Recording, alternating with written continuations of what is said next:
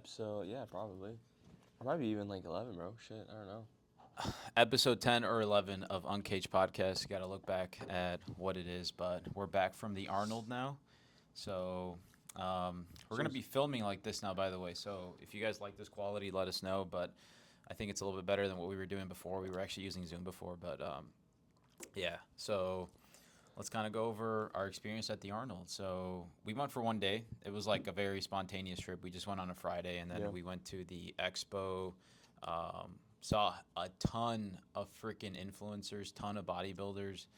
I think we probably saw more people than we did like the last time, like 2 years Yeah, ago, probably. yeah. Yeah, I feel like but we spent less time there too, which was pretty crazy.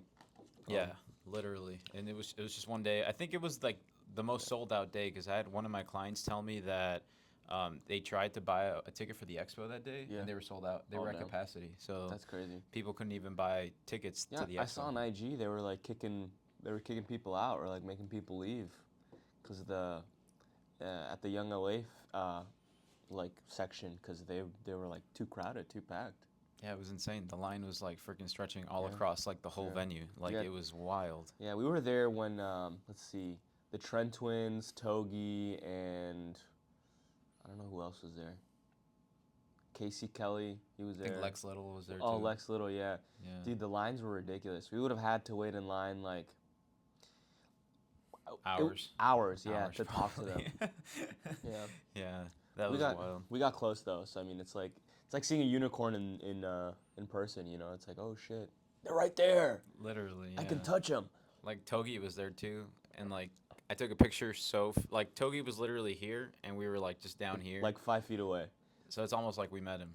To a Yeah, we degree. basically met. Like I met Togi type shit. That's fine. But yeah, it was dope. I thought that the expo is always a really cool place, especially even if you're just like a beginner lifter or you just really like going to expos. I think that this is something that you could actually go to and actually learn from a lot of people. Yeah. There's a lot of creators that are pretty dope, pretty cool. There's something for everyone there for sure. Yeah. Like, I mean, it's not only bodybuilding. There were a bunch of things there. They were doing an arm wrestling event when we were there. They were doing a bunch of powerlifting. There was even a foosball table. So I think they were doing like a foosball tournament. Yeah, at the Yeah. Arnold. So there's something for everybody there. Of course, it's all fitness related or Yeah. somehow like sport related, but it was all really really cool. You meet a lot of cool people. for Yeah, you sure. meet a lot of cool people too, and most of the people that we met, I think, were like really fucking cool. You know what happened, bro? So I got it. So story time. We went into the bathroom near the beginning, and we both went into the bathroom, and I came out, and I was waiting for you, and you had the mics on you, and guess who I saw, bro?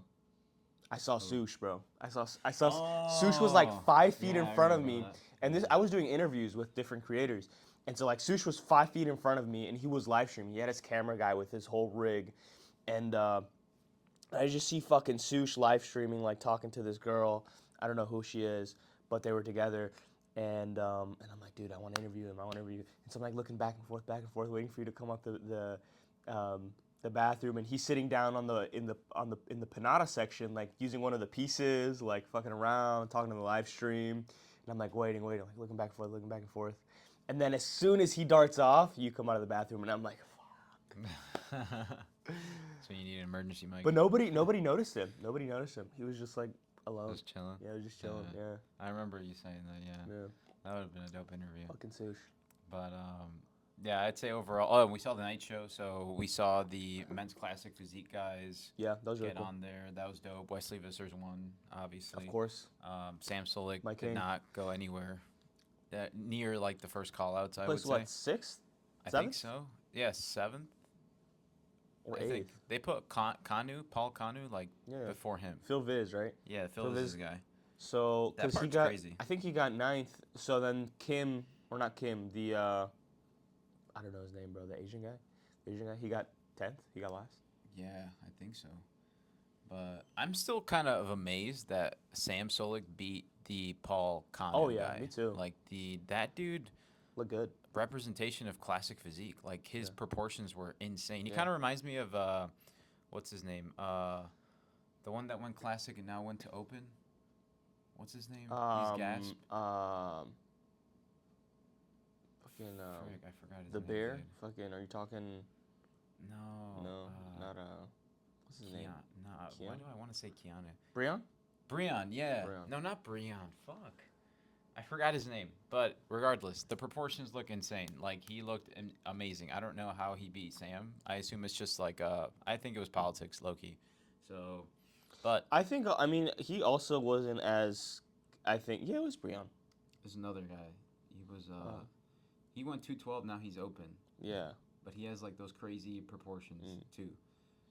No, I think that, I don't know, isn't it crazy that Breon used to be, like, a top-level classic guy? Yeah. And I don't think he would place now. Now his structure's too much too turtle-like. Yeah. I don't know. Like, I think classic guys have to have that, like, very tiny weight. Like, that looks freaky. Like, the lower back. Like this here, this looked good, yeah. I think Breon, at the end of his career, he just started looking too blocky. Yeah. Started looking too open. So I just don't think he was meant to stay in the classic physique. Yeah. But obviously Wesley Vissers, compared to, like, Breon, I mean, yeah, Wesley just looked insane. His lats were ginormous, tiniest waist ever, sharp as a nail. Like, his legs were insanely improved from, like, the last season. So. Oh yeah. They all said he wasn't gonna come in with legs, and then bro came in with massively improved legs. Yeah. So he did some work. That was awesome. We saw the open guys. So the open guys went up on stage. That was the prejudging. So I had Hottie in first. Hottie, yeah. When I saw them on stage at prejudging, I thought Hottie looked the most complete. Hottie was actually in front of us. Like, when we were walking to the venue, yeah. Hottie was, like, walking, like, with right Andrew. in front of us. Yeah. He was, like, so short. Like, literally, he was, like, I think probably, like, 5'5" or something like that. He just looked like a ball from behind, though. Like, he was, like, insane. But, yeah, Hottie looked... People were saying Hottie was off. A lot of... I now that I see a lot of, like... a lot of bodybuilders kind of, like, report on it, they said that he was a little softer compared to what his harder look was. Makes sense now. But Andrew Jacked, I mean, he looked really freaking good. Like, he looked really good. And I think they just rewarded him that just to level the playing field, in my opinion. Because now all three of those guys have a Arnold win under their belt. Yeah. So, like, it sort of, like, equalizes the playing field. Yeah. You know? So now you don't have to just be like, oh, he's going to win because he won it already. It's like all these guys have won now. So it's like random now. You know? I still think that, like, after seeing it all and now having gone back and seeing all, like, the night show, you know, like all the videos, I still think that Nick Walker got snubbed a little bit. I think that although Andrew Jacked had a crazy package, like, I mean, I really think that, like, his posing was off on a lot of the shots, like his side tricep and his side chest. Mm. He brought a better presentation at the night show than he did at prejudging when we saw him. But, like, I thought that would have hurt him pretty greatly. I don't know. They also did work them, like, when we saw them at prejudging. I think they took him through, like, 4 rounds of posing, so they had him switch on stage. So it was close. Like, it was close. Yeah. So, like, it really could have gone anyway. It could have gone, you know, one of 3 ways. But looking at the improvements that, as I saw a side-by-side of Nick Walker, like, at this showing versus the one in Pittsburgh, I think. And, yeah, Nick Walker looked crazy, freaking filled out to, like, the brim. Like, he was full. He was lean. Peeled. Hard looking. I mean, the only he had the best legs, like, for sure, like the most conditioned the back legs. Like the back leg, like that looked insane. Yeah. The only thing I would have to say that I feel like was a little off on his physique still, and I just think that as an open guy, it's probably just very hard to, like, nail everything. But the mid lower back area, I do think on Nick Walker was just a little bit kind of puffy. It just looked a little almost inflamed or soft. But everything else was in. So, like, I think it's just those things you have to balance as an open guy, too. Like, because you just can't come in as peeled as classic guys most of the time. A lot of them are going to reward more size and things like that. I think one thing that Nick also kind of just has to improve on if he wants to, like, get these titles, right, and wants to continue winning, is his midsection control. That's something that I don't think he still displayed, like, at this show that he has like control of his midsection, because Especially there on were his some side poses. yeah, there, on his side poses you can see his gut was like distended, and obviously that just isn't aesthetic. So Yeah. um, That's true. That's another thing too, like that I think hurt him. I think maybe you could have made an argument that like if he would have been more sharper from those side angles and not let his stomach completely blow Could've out, won. he probably could have won. Yeah, so that's probably the biggest caveat there. But yeah, overall, oh, the Martin Fitzwater situation. So, Oh shit. case, I mean, Oh, I'm yeah. sure a lot of you guys We probably didn't get to already see it seen in that. person, unfortunately. That would have been cool. Yeah. That would have been fun. So we didn't see it, but he cheered when Nick Walker got second. Yeah. Like hardcore cheered. Like he Yeah. was like excited he got second. It was wild. But then there was like a whole fiasco that happened on social media of him just now bashing every single Bodybuilder, not only the basically. show but all other bodybuilders, openly admitting that he hates Nick Walker, and then also supposedly I guess he shoved him backstage. Confirmed by Nick Walker, by the way. Yeah. He said that was true, but Who knows? who knows? You We know what weren't I'm there, so. But yeah, so supposedly he put out an apology now, and wait, what did he say? I don't know. I just know he put out an apology. He apologized to his sponsors and to his fans and to like the bodybuilding community, and was just like, this wasn't a fair representation of myself. I was emotional. So, it's like, That's wild. yeah. That's crazy. I think the thing with the fans is that like this isn't Martin's first time sort of like crashing the fuck out at an event, let alone after a competition where he loses, and so like it sort of just like is a display of his personality. And this is the thing, man. Like when you're enhanced, when you're on gear, the gear only exacerbates who you are. It only enhances. Just the way it enhances your physique, it enhances your personality in that sense too. It's like it's only going to exacerbate who you are as a person. And if you're somebody that's deeply emotional and like a very reactive person, bro, when you're taking drugs, it's only gonna amplify that. You know what's funny though? So like I've heard him on podcasts before. I've seen the content he puts out. A lot of the times he just looks like a chill dude. Like I've never. It's weird to me that side like just comes out. It almost seems like a bipolar disorder type of thing that he's dealing with or something. But I just never got that until like you start seeing these like incidents with him, and I'm just like, what the like? It just looks like a completely different person than I thought I knew online, you know?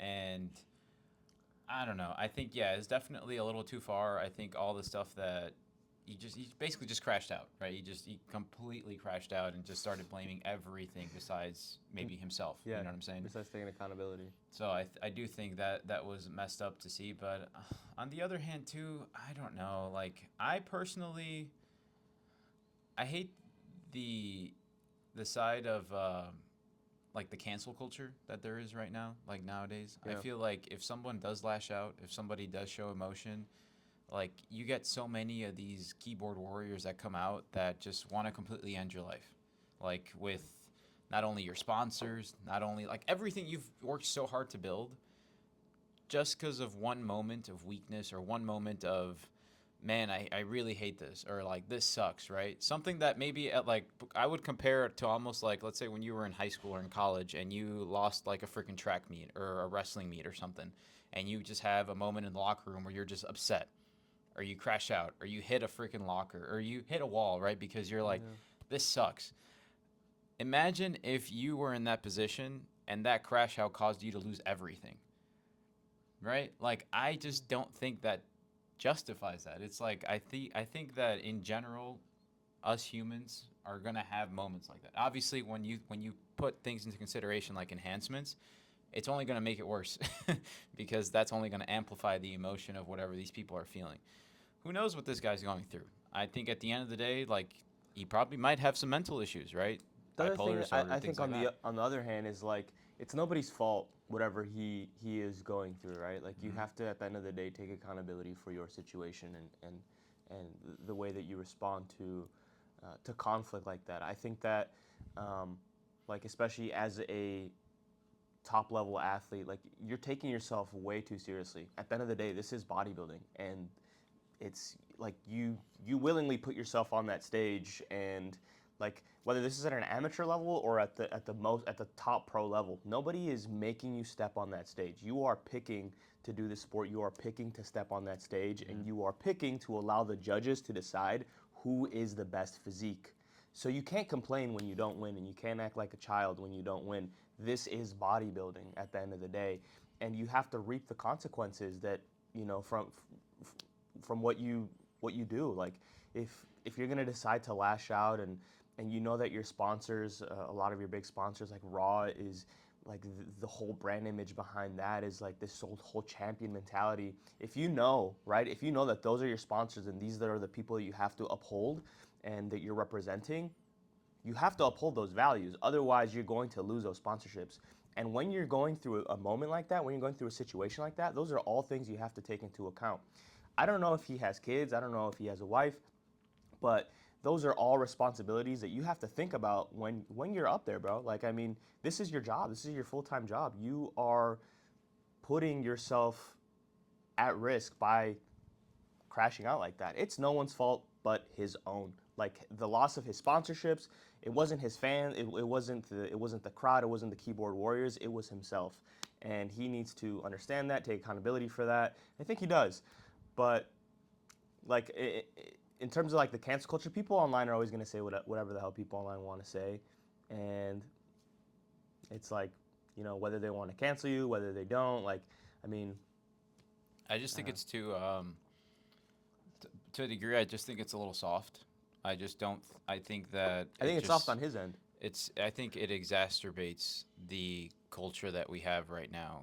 If it is soft on his end or not, like I personally don't think that a moment like that, regardless, like within any sport, like it's almost like we're painting bodybuilding to be like this insanely clean sport where it's like people that are just pursuing this endeavor when in reality there's things like PEDs in play.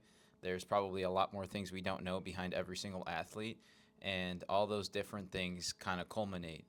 And so it's like we're almost like trying to get rid of that to a degree when it's like, no, every single athlete on that stage is doing some crazy stuff, more stuff than they probably fail to admit.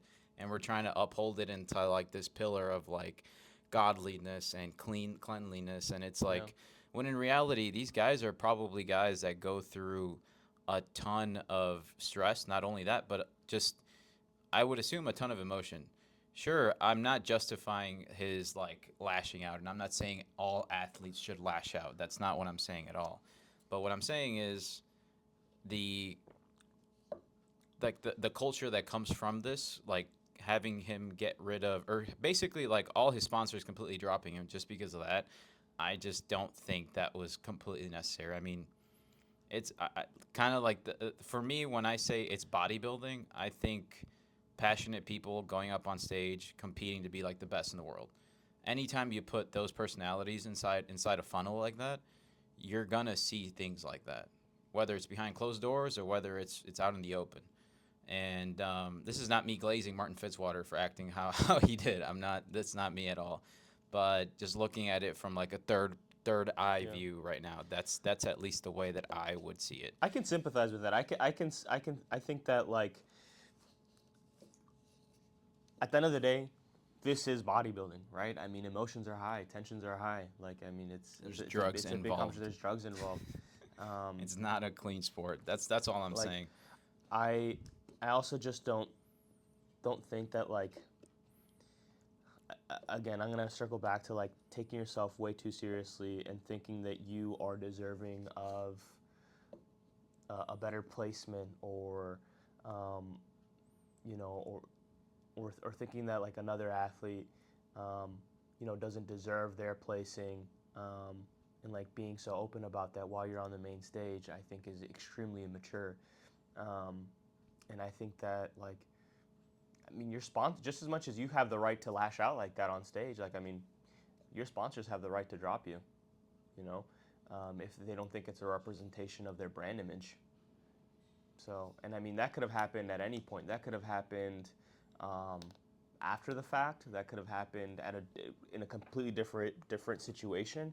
I think a big part of it is also just like it's not a one-time occurrence, with Martin. Yeah. As like a lot of other bodybuilders have sort of been now coming out about, is like, hey, he's sort of always been like this. Like, he's been like this at other shows.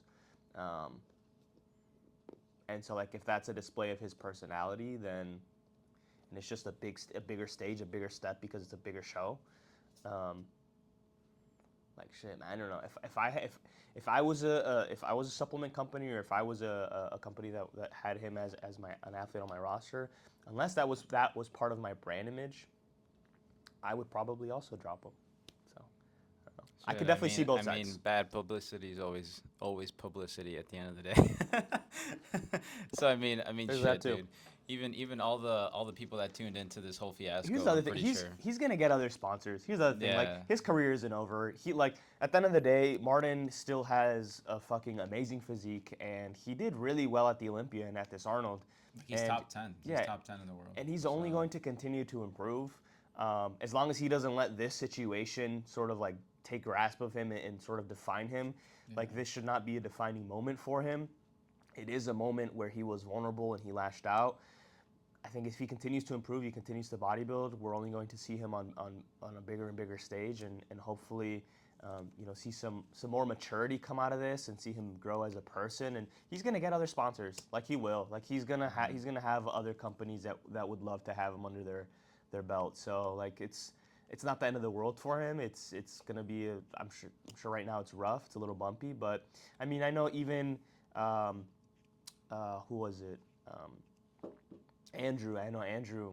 Now some recent news came out that he reached out to Martin and sort of like offered him a trip. him a trip. Yeah, I was like, hey, like, on me, like, let me take, because Martin, I think, for at least from what I can tell, other bodybuilders have been talking about, like, he is somebody that deals with mental health issues.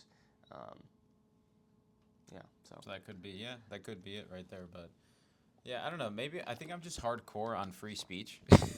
I just think that now I'm realizing that now after I said that. I think that every athlete does have a right to just say what's on their mind, even if it's completely what the opposition thinks or whatever. And I think every athlete can retaliate. You know what I'm saying?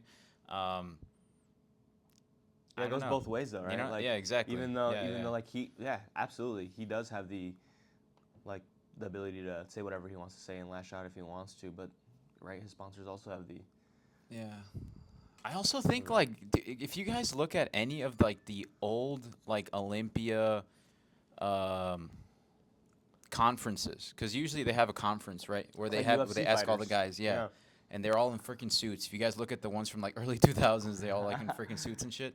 A lot of them talk trash. Yeah. They talk trash. They did not like each other.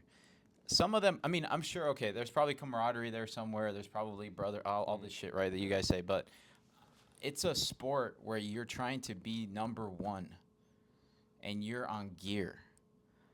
I just, as much as everyone wants to paint a picture of all these guys, like, in, like, the best class act, right? Like, there is emotion there, and at the end of it all, like, from the old school conferences to now, everything is completely toned down. It's just, I just think it's just how society is nowadays. But I don't know, like, I guess that's where I'm kind of, like, also, like, looking at this from, compared to where things were, like, in the early 2000s. To now, like, it's like, oh my God, everything's so much more blunted. Like, people just almost censor themselves because of it, and it's like, why are we censoring that? Like, if anything, I think that makes the sport more interesting, right? Like, it's like, oh, okay, this guy actively doesn't really like this guy. Cool, there's a rivalry there. Yeah. Awesome. You know what I'm saying? Like, I think at the end of the day, that's what sports are. There's going to be rivalries there. There's going to be tension there. All those different emotions are going to culminate and come up to the surface. And I mean, it's unfortunate to hear that the guy has mental health issues. That's probably not the best in terms of that, but it's just a decision he's willing to make, right? He can always quit. He doesn't have to do it, but they still do. So I don't know. I guess that also kind of paraphrases that. That's my mentality of, at least from there. But I don't know. That's just the stuff that I grew up seeing, honestly. Like, and I feel like there's just no mix of that nowadays. I feel like stuff now is just slightly watered down, and just people just don't say what's on their mind a lot, right? Yeah. And I think it's due to that. Maybe it's just due to like the pressure of sponsors. Maybe due to the pressure of you have to be a certain way on camera now or something like that, right? I don't know. I just don't think that stuff should be censored. I think you should be real. I think that should just be something that you say, regardless of whatever a sponsor thinks. Like, if that's the case, then you have the wrong sponsors. I feel like, because now you're acting a certain way because now you're getting paid from someone. I understand you have to make a living, but it's like, dude, if you're censoring who you are because of this company, I just don't see a point. You know what I mean? Like, but then again, I don't know. Make your money, I guess. All right, let's go. Anything else you want to cover with that? No, congrats, Andrew. Congrats, Andrew. Yeah. I think that like a lot of the whole situation got shadowed by like Andrew's win, which I was a little sad about, because I am an Andrew Jack fan. Like, I think Andrew Jack has a amazing physique. I think that like his shape is something, like if this is where the judges are going, and this is where also the Olympia judges are gonna go, like it's redefining I think open bodybuilding, which I'm really excited about. I think this is really cool. We're going back to like just having better proportions and more like aesthetic physiques, which I'm a big fan of because I love classic. So I think like his win in sort of like that defining moment got overshadowed by the whole Martin and Nick situation, and then like, you know, a bunch of people were salty that Nick got second, and it's like, well, he got second. It's bodybuilding, you know. But yeah, so congrats, Andrew. Congrats, Andrew. Yeah, he did the splits in his routine again. Yeah, I saw his routine. Yeah. That shit is wild. He did that last time, remember? Yeah, that was really cool. That's Like, crazy. yeah. Having the mobility like that, has a fucking massive ass 300 fucking 30-pound ass dude. Ginormous. Freaking wild. Yeah. Freaking wild. Do your mobility, guys. That'll help, especially as you get bigger. Yeah. Okay, we'll answer some questions. So we're going to go into some questions. I think, I know this one off the top of my head because I remember it, but we have a question from Chandler, which is our arm wrestling trainer here at the gym. And I believe he had a question on SARMs. So, and basically it was Shoulder a question. arms or like SARMs? No. Like literally like the, okay. like the drug, basically. Yeah. But yeah. Aren't SARMs peptides technically? Are they? No. No, it's not. It's. I'd have to look up. Are there their own classifications? Androgen receptor something modulator. Yeah, something like that. But basically, what these things do, kind of similar to peptides to a degree, it's a culmination of proteins to a degree that actually help you naturally, right? That was like the hype between SARMs, I feel like, is that they were supposed to give you the effects of what PEDs give you, but they just aren't supposed to affect your blood work, which now we know is a lie. So RAD 140, I believe, was his question. He said he wanted to know if RAD was something that you could take and if it was something that was worth taking for like 8 to 10 or 12 weeks. Now, I've had 3 clients take it as a consistent cycle before. I'm going to be real with you. I think if you are a candidate and you're not somebody that already deals with high blood pressure, you're already pretty lean, you don't have any lipid skewing, and you have a healthy A1C, so your blood sugars are stable, it's okay. And the only reason why I say it's okay is because I've seen people, or I've had clients, run it for like 8, 10, 12 weeks. Usually by that time, depending on how high their dose is, they're going to start stumbling onto some very high liver enzymes. They're probably, higher blood pressure. So if you're not somebody that keeps those things in check, I just don't think it's really worth it. Not to mention SARMs are orals. These are things that are going to have to pass through that gut barrier, and they're going to mess up your kidneys over time, liver over time. Yeah, there's a way to detox. You can always like bump things down, right? But I just think if you're going to do this, like if you're going to chase the enhanced route, just hop on T. I think that's probably going to be the safest and most studied thing right now. Even rad, things like rad are still very early on in their development. It's still pretty new, I would say, compared to test, right? So Does it blunt your natural testosterone production? yeah, Okay. 100%. So then it okay. Yeah. Yeah, because you're basically you're kind of taking a risky decision here because you might stop after 10 weeks, 12 weeks, 16 weeks, and you might just not get your natural T from whatever it was back to normal again. Even if you do a PCT, these are just the things that you're going to have to take into consideration if you do any kind of SARM, right? Anything that's going to upregulate your androgens. That's what it's going to do. Now, things like MK and all that stuff, that doesn't MK isn't necessarily going to work off of your androgen receptor. So like MK is definitely just going to be a little bit more of like something that's going to help you with your growth hormone secretion. But regardless, I would say in general, if you're going to start something, I would definitely look at TRT, things like that. I think are definitely going to be a little bit safer. And if you do things properly, honestly, I don't think you're going to suffer too many bad side effects. But you just got to be smart about your blood work. You got to be smart about even if you are a good candidate. So get blood work, see where your lipids are, see where your complete blood count is, see if you have any genetic predispositions. And before you hop on, if you are thinking about having kids at some point, freeze your sperm. Go to a blood, or not a blood bank, a sperm bank. Yeah, there you go. And freeze your sperm because at least then you'll have some swimmers there. Yeah. You Yeah. could also put it in a vial and then put it in the freezer. There you go. Easy. Freezer, easy. But It's like Walt Disney. Just put your cum in the freezer. I think What a that's. weirdo, huh? I didn't even know he did that, bro. Yeah, he's somewhere deep underground, bro. He's somewhere deep underground. In a fucking in a cryo chamber. He thinks he can come back. Man, Maybe at some point. the world is run by Satanists, bro, for real. But yeah, I think that's probably like the biggest thing I would probably look out for. But I don't know. I don't know don't anything about think. SARMs. That's what I was asking. So I didn't know. So it shuts down your natural T production. Yeah. Okay. Is it also then? Does it also boost your T? Yes. Is it so it acts like a?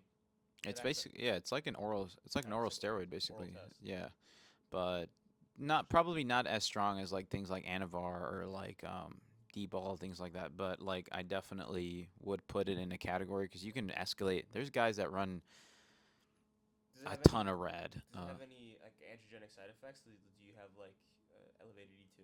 Oh yeah, 100%. Yeah. So your estrogen will rise. Basically, a lot of things that you would get just from taking tests to a degree, but just more toxic because it's an oral. So you might as well just fucking pin test. yeah, exactly. But it is something like I guess if you're completely, I think the reason why most people do SARMs is because it's easy. Yeah. It's just an oral. It's very accessible. Yes. Too. Yeah. You don't have to worry about pinning yourself, cleanliness, all that stuff. You just take a pill. But long term, that is gonna wreck your insides. Yeah. So it's just the risk you're willing to take there. And I don't think most guys are good candidates for those orals because, especially if you're an older individual, you're everything in there is probably older. It just can't handle things as much as a younger guy could. And also, if you're a higher body fat percentage, that's also not going to play in accordance to what you want to see as well, and also how you want to feel. All those things are going to cause high blood pressure, just more kidney damage and in general liver damage. So I just don't think a lot of people are good candidates for SARMs. That's why you see a lot of the people that are running them are just kids, like 18, 19, 20-year-old, right? And then they kind of learn, oh shit, this is probably not the best thing. Decide, take test, bro. Just start with test. Literally. Okay, so I think Edwin asked a question on our Instagram.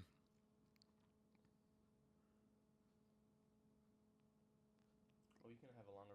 My client just texted me. He said, "I'm not gonna make it today, bro." Oh, okay, bet. All right. Eric, if you're watching this, bro, get the heck, man. Tune in. Go to the Insta. Go to the Instagram. Oh, IG. Yeah. So we had one of our members, Edwin. Actually, if you go to the DMs, yeah.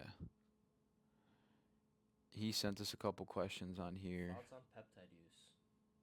Oh shit, Thoughts on that's a peptide good use? one. That's a good one. I think it depends on why you're using them. Yeah. I think like the big hype around peptides right now is that they're like they're like an alternative to steroids, where that is not at all the case. I think the way that I like to sort of describe peptides to my clients is like think of them like super supplements, essentially they are going to. I mean they do what they say they're gonna do, but I think a lot of people exacerbate the way that they're going to affect you. Like, for example, like tesmorelin or sumarelin or two like really popular peptides that are supposed to like help boost your testosterone. It's not gonna work like testosterone does. Mm-hmm. It's just not. It's not going to boost your muscle building capacity by the same way that testosterone would.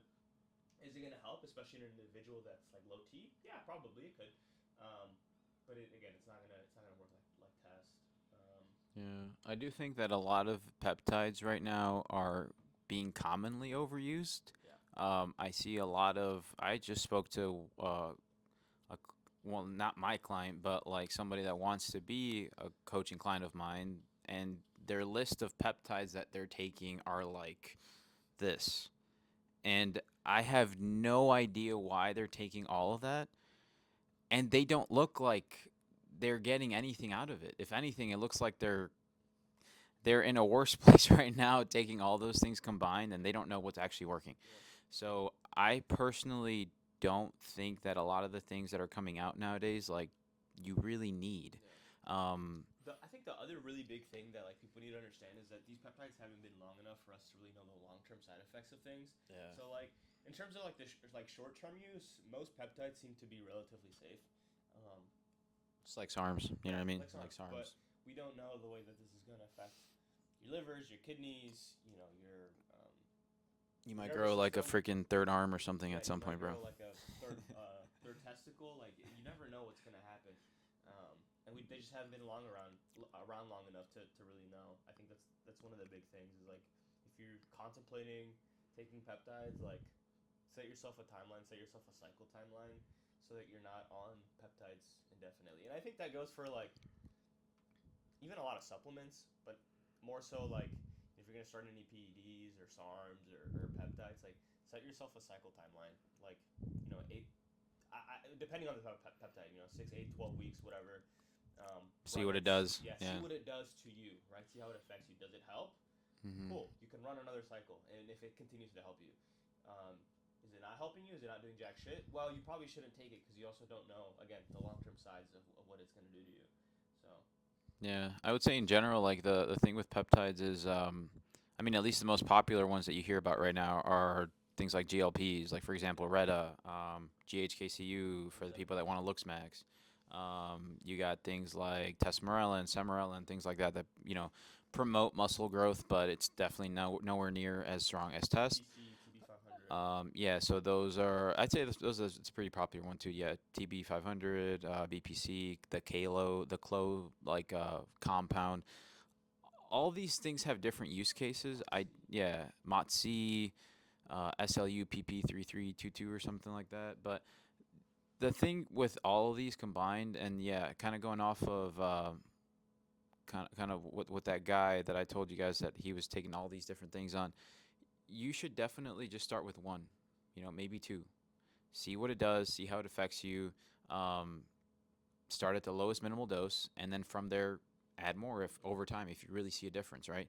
But a lot of these things are just ultimately gonna be like very minimal things. Like I'd say, like the biggest thing that I at least from what I can see that are helping a lot of people are things like GLPs, like the Retta, all that stuff. Yeah. That works, but even then, I still see people a lot of the times overeat past what that is actually doing. So I also just don't think like for a lot of guys, especially if you're natural, it's gonna lie because I mean it's harder as a natural to like retain tissue. Like it's going to allow you to build muscle effectively while you're on a GLP, like a Retta. Um, like I've seen guys actually in here that take Retta that come in and like yeah they're losing weight, they're looking leaner, looking smaller, but they're also looking like flatter and smaller, and like you could they almost look softer, like they're actually shrinking. And I don't know if that's just me, like the way that I'm observing them, or because I know that they're taking some form of GLP, but like I don't know, I just can't also see if you haven't tried like the traditional route of just like eating less food and doing a little bit more activity. I don't know why you would even start a GLP. You know, like if you haven't actually tried, like if you haven't actually tried, like if you Yeah. haven't started logging your food and logging your cardio and like and you're just like, oh, I want to lose weight because I feel bigger or I feel fat, and you're like, I have tried, like I've tried to eat healthier, like I don't think that's the right case use for it. I think still like the biggest case use is for people that are like severely overweight, severely obese, or have just really strong food addictions that like is very hard for them to like from a mental perspective, like just get away from food or stay away from food. Okay, totally fair. That makes sense. I think if you're like a bodybuilder and you're trying to just like lean out for a competition, I think it can hurt you. I really do think it can hurt you. Like I think it's going to it can like stunt your appetite. I think it can, and like when you're trying to have feedings that you need to have, I don't know. It's just like It's all use case dependent yeah, because like I've seen bodybuilders too as well. Like there's two sides of the coins. I honestly think it comes down to your dosage. I think a lot of people just look at the clinical trials and they think they have to be taking 8 to 12 milligrams of this stuff every week because crazy. that's the therapeutic dose, and that's insane. Like that's insane. You do not need that much, and I think that a lot of people just overuse it. And so I think use case dependent, yeah, but definitely more centered towards the people that are food addicted, which is just I feel like that's just what the culture that we're in right now Yeah, for is. sure. Everyone around us is just food addicted. And so It's America. yeah, so I do think that's probably like the biggest use case. But I mean, yeah, if you're a bodybuilder and you're just trying to find an easier way to prep, there is a use case for that too, I guess. But like, yeah, you definitely just have to know when to take it out, when to start actually letting your gut kind of just start getting regular gut motility and all that stuff because it will just make you more bloated because you're holding a lot more waste and that waste is not going through you. So I think that is the big thing If that you're you're going to using it on see. a prep scenario, do you happen to know when is like the the ideal time to like pull that out of your stack? I'd probably say like 2 to 4 weeks. 2 to 4 weeks Two to out. four weeks before, yeah. And that's all just going to be dependent on how their stomach is looking. So if their abdomen is starting to look really blown out by like a month out, or Yeah, they're take having, that shit out. yeah, I would definitely get ahead of those symptoms and just take it out, right, or slowly start weaning off of it. But I would say that's probably going to be the biggest thing because you definitely want to be pooping by the time you step on stage. Because if not, you're going to be really bloated. It's going to look weird, especially when you try to contract your abs. All that stuff is going to look faded. Yeah, You don't want that to happen. So that's probably like at least what I would say, like 2 to 4 weeks. that makes sense. So just use it to get the big amount of fat loss off, No, basically, no, and then from there just hop off. yeah. Um, I think like overarching, I think I think we kind of sort of have the same consensus. Is like our thoughts on peptides is like most people do not need them, but also just like understand. It's case use dependent. Like understand mhm. if you do need it and when to use it. And don't take all of them. Yeah, don't take all of them. Like you don't need to be taking 10 different peptides for no reason just because you think it's gonna help you. Yeah. Um, Like also it's cool. just It's cool. expensive. Like, Yeah, it is. That's like, that's one thing. Yeah, it is expensive. I think it's cool to experiment, right? Like if you want to give it a shot, I know it's like a new thing. I would say majority of them are relatively pretty safe. Like Yeah. it's really hard to mess things up unless you are just taking a ton of whatever. But regardless, I do think 12 milligrams of Retta. yeah, Right. that's insane. I've actually heard horror stories about that. A kid that took 12. This was a kid in high school. I'm not his coach, but he took 12 milligrams of Retta in one day. One day, That's not crazy. for the week. In a single day, came to school, looked sickly, eyes were turning yellow. Like actually, fucking like this kid was gonna like die. Like he didn't die, but don't take 12 milligrams Of Retta. Retta. Yeah, don't take 12 milligrams of damn near almost anything. Yeah. Yeah. But okay. Do Do you think you will ever expand? Yes, absolutely. So we just expand. It's actually just been about a year now. So like February marks a year in this new space. So we expanded. We were so the Cage Gym is about to be 4 years old.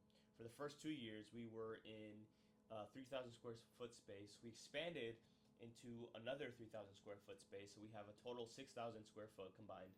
Um, we've been here for a year now in this combined space, and we're already starting to grow it out. We need more space for equipment. We need more space for members. We need more space for cardio. We need locker rooms. There's a lot that we want to do with this gym and for our community. And yeah, I mean, like 6,000 square foot isn't going to cut it for forever. Like, we definitely want to expand and find a bigger space. So, I mean, we're already looking. We look from time to time to see what's available on the market. It's really competitive right now and really expensive.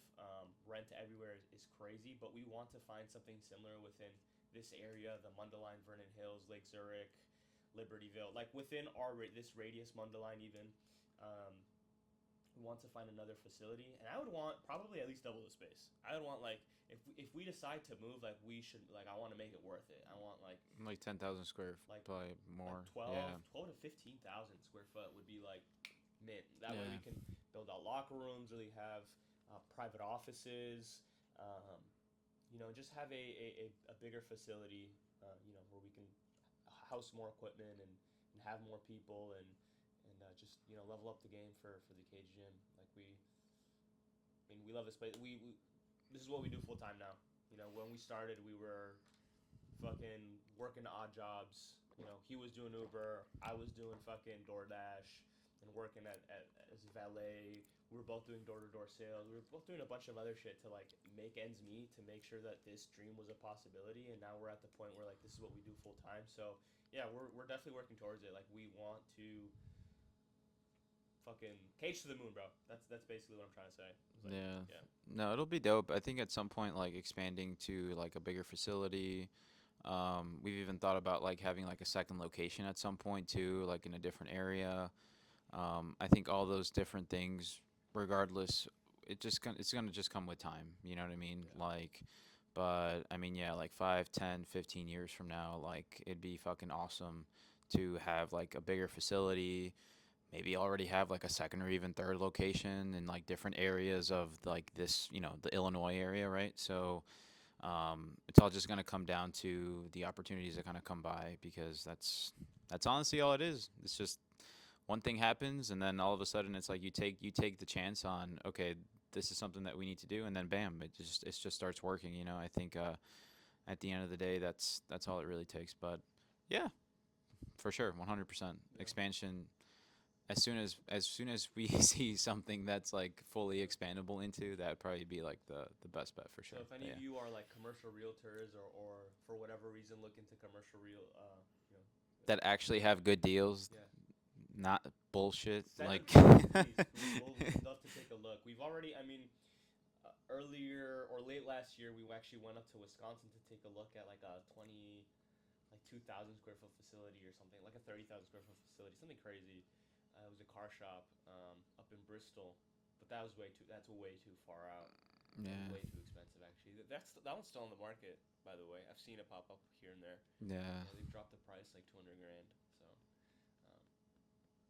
So, anyway, that's another thing too. Like, if we can buy a building, by that point we'd be probably like at least 6-7 years in business. Yeah. We can, that we would have probably a bigger opportunity to be able to take out like a bigger loan and then, make a purchase on a property like that. If so, yes, we want to expand. 3 thoughts on different splits. You can go first. Training split wise, I think that there's so many ways to get what you're trying to look for. I think too many people nowadays overcomplicate what you need to do when you first start out. Is there an optimal way? Sure, you could do a full body split every other day. You could do an upper lower split 4 times a week. You could do a push pull legs, again, 4 to 5 times a week. Prioritize the muscle group that you want to bring up. You could do a pro split. You could have a chest day, a leg day, a back day, an arm day. That's actually how I started working out. That and push pull legs. Those are like my favorite splits. I think at the end of the day, as a beginner, should you have structure? Sure. I do think that you should have some structure, right? Maybe that could just be as simple as picking out like a handful of exercises that you really like and doing them every couple days, right? I know for me, when I first started, I loved to bench press. Bench press and me were like number one. Like that was the one thing I was doing probably every other day. Now, did I need to do it that many times? Probably not. But I felt fine and it was cool and it was something that motivated me to go to the gym. It was simple as that. Everything else from there, I just learned and stacked onto that, right? Because I had already found something I really enjoyed doing. Now I found other things along the way. So it could just be as simple as that. I don't think you have to overcomplicate it. I think regardless of whatever split you decide to use, it doesn't mean anything unless you truly enjoy it and it keeps you in the gym. So if you love the science-based way of doing it right now, do it. If you really like old school bodybuilding, do that. If you really like just having a push pull leg split or an Arnold split, go for it. Try it out. Give it a shot. You're only going to learn the more that you stick to a split and the more you see how you progress. And if at some point, hopefully not, but if you do suffer an injury or if you tweak something, it's also a learning experience because now you probably won't do it again, hopefully. But I do think all those things are just very important, very like beginner lifters. Like I do think you have to experiment. I'm pro experimenting with your training. Like I definitely think that you should try different things and then have a culmination of things that you can fall back on, right? Because that's what's honestly going to keep you in the gym the longest. I assume most of you guys that are asking for what your favorite split are, you're just trying to find a way to maximize what you're doing, maybe, or you're trying to find like a secret way of what this guy's doing that's getting him so freaking jacked. But in reality, yeah, he's just been doing something for a very long time. He probably keeps the same exercises that he's really liked for a very long time, and he's just super freaking strong at them because he's been doing it for a very long time. There's no secret. The secret is consistency. The secret is the time. That's the secret. The secret is doing this longer than all your peers and everyone else will probably ever do it. If you're that one dude that sticks with it for this amount of time and all your friends dropped off here, you're going to be that jack dude that everyone's like, what the hell? Like, how do you look like that? Yeah, how'd you do it? It's like, well, shit, my friend stopped here, I'm here. It's like level 10 versus level 100. You know what I mean? I also think that like the hyper obsessiveness with like trying to find the ideal split or the ideal exercises to do, I think like that's sort of the wrong approach to take, especially as a beginner, because you're just not going to have good body mechanics. You're not going to have good form. Like that's just the way it is. We all start there. Every single one of us that has ever come to the gym all started there. We all had poor body mechanics for the most part. We all had poor body mechanics, and we didn't have perfect form. That's okay. That's okay, right? You don't need to find the most optimal fucking cable curl or lateral raise to do. Like that's not really going to help you. That's not going to separate you from the other people in the gym. What is going to separate you, and I think it lands in these three things, is like the frequency at which you're hitting that muscle group, the volume that you're allocating to it, and super underrated, your training intensity, like how hard you are training in the gym, which is like a really big skill to learn. And is really important for beginners, I think, to like begin to learn in the gym, is like learning to train hard, learning to train to a close proximity or even to failure, because that is what is going to drive your growth ultimately. And I think that like those are like three things that are often overlooked, and like, oh, what split's gonna be the best? Like, well, if you want to bring something up, just increase your frequency on it. Do a little bit more volume, right? Train it a little bit harder. Maybe have it be your first movement in your workout, and you're going extra hard on that movement because that's a body part you want to bring up. Say it's your chest, right? So you're starting off on your push days with a fly movement, right? Like let's say, and you're just putting as much energy as you can into that movement. That's really going to make a difference more than whatever the specific split is. But as long as you're hitting everything, like, shit, bro, twice a week, you're doing like 8 to 12 maybe even up to like 14 sets per muscle group per week, and you're training pretty fucking hard, you're gonna grow. You're gonna grow. Especially as a beginner, everything needs to come up. Everything needs to come up. So I don't think it really matters what the split is, as long as you are, as long as you're training and you're training hard. So. Mm-hmm. That's the one thing. It's like I never even. It wasn't until probably recently, like within like the last maybe 2-3 years, that I have started. Honestly, I even nowadays I don't really look at how many sets I do of something. Yeah, Like, yeah. when I started working out, I was just doing like 3 sets maybe of bench press, maybe 4 sets of bench press. Then maybe I was doing some curls. Then maybe I did some tricep pushdowns. Then maybe I did some shoulder presses, right? But like, I never gauged how many sets I was doing of what. I just knew that I needed to go hard. I needed to get stronger. Yeah. And that's it. And that was my mentality going into every single training session. I think volume is like a good baseline, but it's almost like rep ranges within your actual working sets. Like rep ranges, I teach my clients are like arbitrary. Like Yeah. they don't really matter. Your muscles have no memory, have no recollection of how many reps you did this week compared to last week. They only know how to adapt to a greater stimulus, right? Like that's it. That's all your muscles know. And so rep ranges are arbitrary. They're just there to give you a reference, a guide of like, hey, if you're able to How to do perform stuff. more than my prescribed rep range, I should probably increase the load. If I can't get anywhere near my prescribed rep range, I should probably lower the load. And it's the same thing for volume. Like volume is relatively arbitrary because it's different for everybody, depending on how intense those 8 or 12 working sets are for you versus how they are for me. It's going to be a different stimulus. It's going to be different. So like, and I think that's an intuitive thing to learn. Like you're going to understand over time like how much volume your body requires as an adequate stimulus versus like again you, and it's going to be different for everybody, different for every muscle group. And that's just something you learn over time. But I think like as a good reference, like yeah, I think for most muscle groups, anywhere between like 8 to 12 sets is a good just like rough guideline. Like if you're doing a total, you know, total volume of like 12 or so working sets per muscle group per week, 8 to 12 per week, like that's gonna be pretty adequate for most people. Yeah. Just don't overthink it. Yeah. Honestly, just get train in the hard, gym bro. and start training. Yeah, like I would say that's probably the biggest thing. yourself. That's yeah. I think nowadays it's just way too overcomplicated with how many people are just coming up with their own split and everything.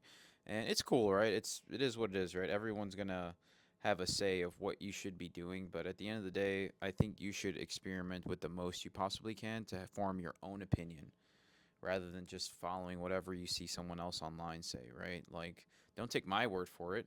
Try them. Try all of them, And then from there, you now have the experience to say, okay, this sucked for me. This was good. Yeah. This is really good. And now just gravitate towards the things that you see the most success with, right? What I find might be really well or worked really well for me might not work for you. And so I think that's the big thing with experimentation is that now that you have the experience to do it yourself, you can now form your own opinion, not just follow what other people say. I think also So understanding that like your goals are gonna change over time, like in the gym.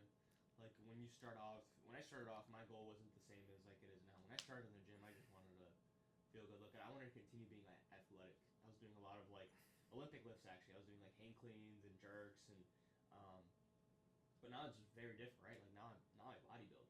Like now that's what I do. So it's like over time your goals are gonna change and your training style is gonna change, and that's part of it. That's part of the journey. That's part of being in the gym. Um, true. so Yep. yeah. What was his last question? Last question that Edwin asked was any other cage events coming up? Yes, yes. Yeah. The one that's coming up next, the most May 22nd. is May 22nd. That is going to be a bench party. So we're doing that in culmination. I don't know if I can say this yet, but I'll say we're doing it in culmination with Blake Went. He is 19-year-old powerlifter, world's strongest 19-year-old bencher. Benches, I think like 685 or He has a crazy viral clip on when he lifted like I don't even know how 6-7 plates on like at Lifetime or something like that. Yeah, Yeah. something ridiculous. But we're doing it with him. He has his own brand that he's going to be promoting and sponsoring there. So he's going to be sponsoring that event for us and sort of helping us organize it. We're going to bunch of other sponsors, some sponsors that you've seen here before.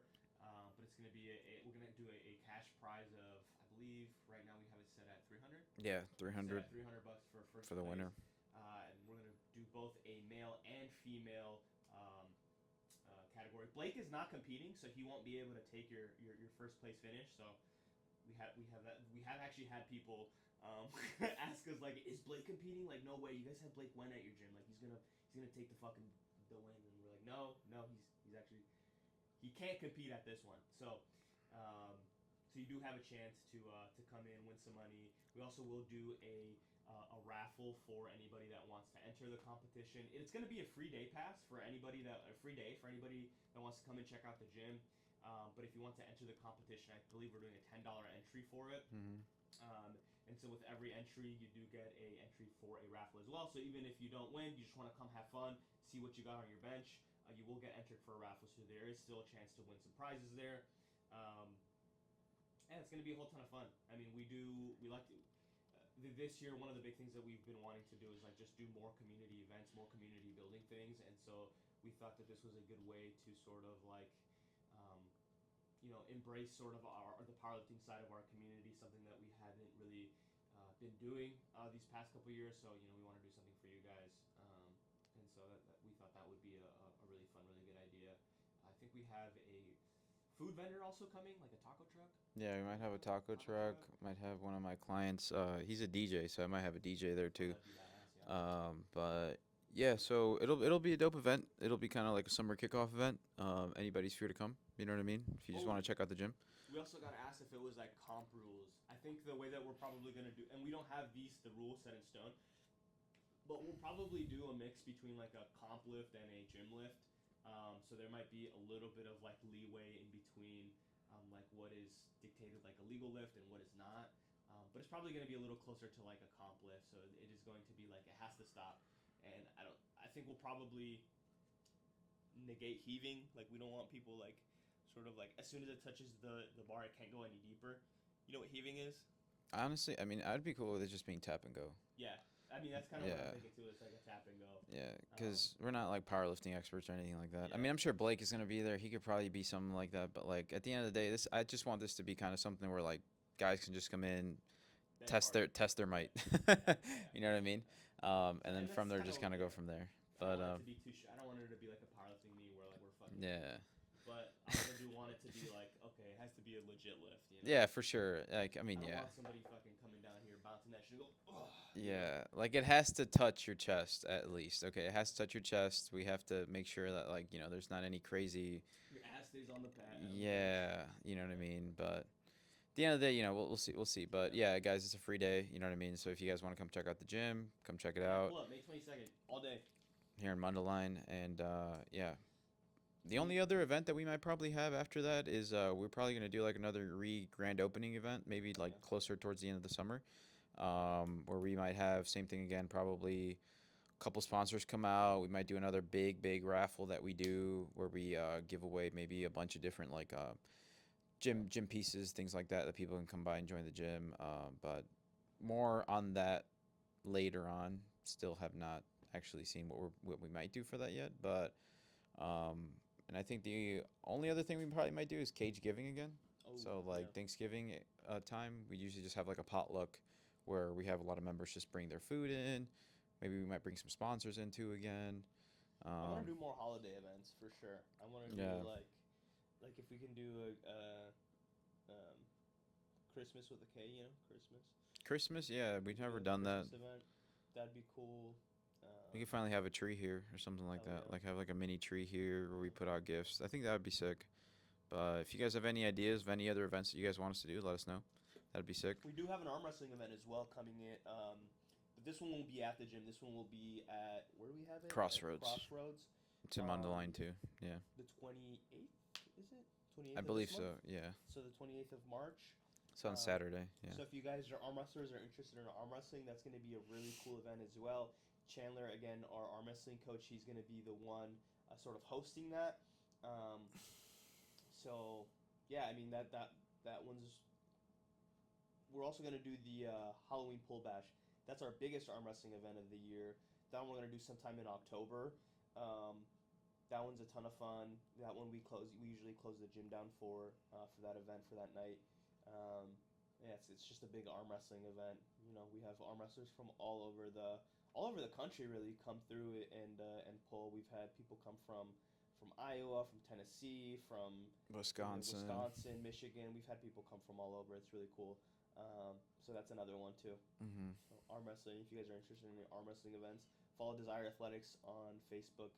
That's Chandler's page. He posts up there all the time whenever he's doing practices here at the gym, all that good stuff. So, Yeah. yeah. Dope. Yeah. Any other questions? Any other questions that we had? I don't know. Is there any in the DMs? Let's see. If that's it, then that's Yeah. probably it. Cool. Well, Shout out to Alex. Gonna do our photography for the event. Shout out Sophia and her mom for donating some pasta to the event. Who else? Shout out to Blake, of course, helping us organize the event and sponsoring the event. yeah, it'll be a dope event, guys. So if you guys are in the area, if you're in the Lake County area, northwest, or I guess technically north suburbs of Chicago, you can come by and come to the gym. And if you're watching this before the event and you are a local business owner or a small business owner and want to help out with the event or want to come to the event, please reach out to us on IG. We are also doing like part of our raffle and part of the grand prize is going to be some sponsored given awards. So if you want to be part of it in one way or another, reach out to us on IG at Thekagegym. We would be happy to have some more local businesses be part of our event.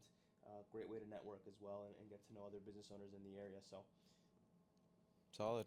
Yeah. Well, that concludes the episode, guys. Appreciate you guys. Subscribe, like, follow, everything.